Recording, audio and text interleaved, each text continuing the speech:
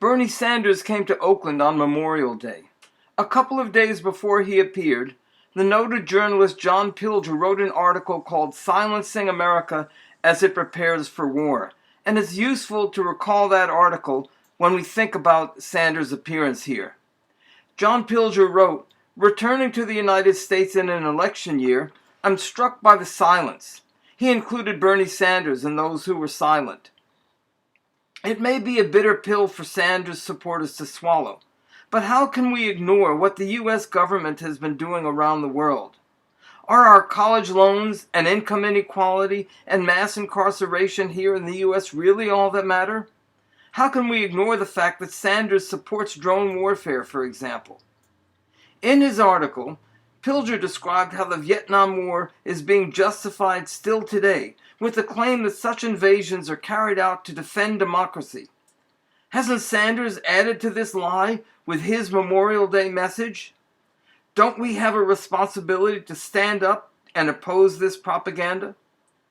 Pilger in his article continued, in 2009, Obama promised to help rid the world of nuclear weapons, and he was awarded the Nobel Peace Prize.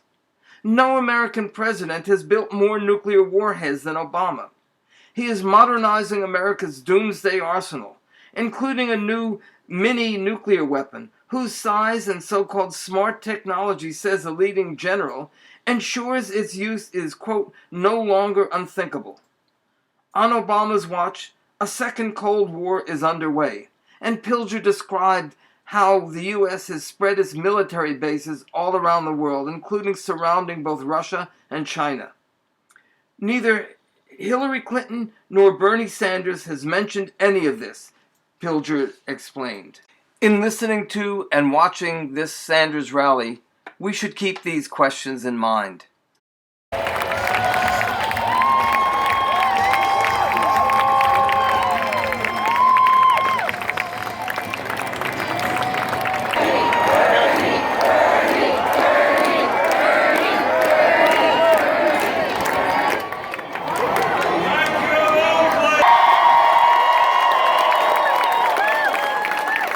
We have won the primaries and caucuses in 20 states in this country.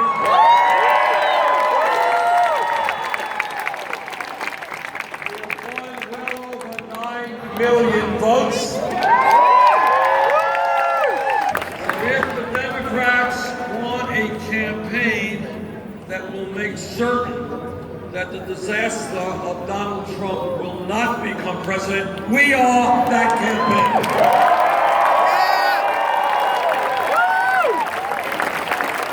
And we are that campaign not just because polls show us winning.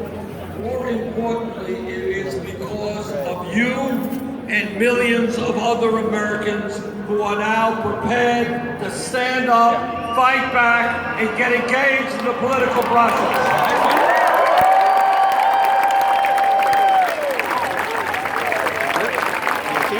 Here is a truism of American politics today.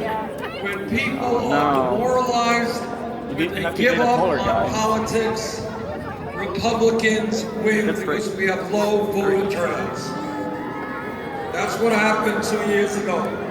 But when people are prepared to stand up and fight back, when they are prepared to make real change in this country, they will come out to vote and vote in large numbers, and that is when progressives and Democrats win. That is what this campaign is about. Our message of social justice, economic justice, racial justice, environmental justice.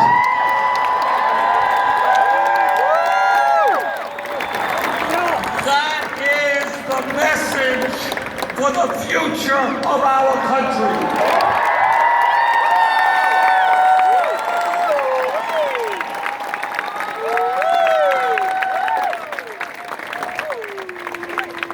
Our message in this campaign is to bring people together. Black and white, and Latino and Asian American and Native American. We will never allow the Trumps of the world to divide us up.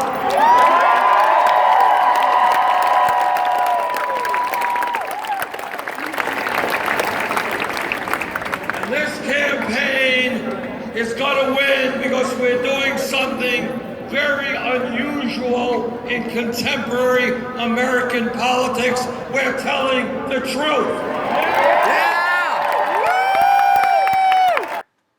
Even as some 30,000 people turned out to hear Bernie Sanders in Oakland, hundreds of thousands of workers and youth were in the streets of France fighting to protect long-held workers' rights. And they have nearly brought that country to a complete halt. And halfway around the world, to this very day, despite all the nightmare they have been through, thousands of people in Syria are still in the streets protesting against both the Assad dictatorship and against the Islamic fundamentalists. So if workers and young people really want to make a change here in this country, these are the kinds of movements we must link up with. This is our real way forward. For real internationalism in deeds, not just words. For working class independence, including independence from both corporate-controlled political parties and all of their representatives. And for real socialism.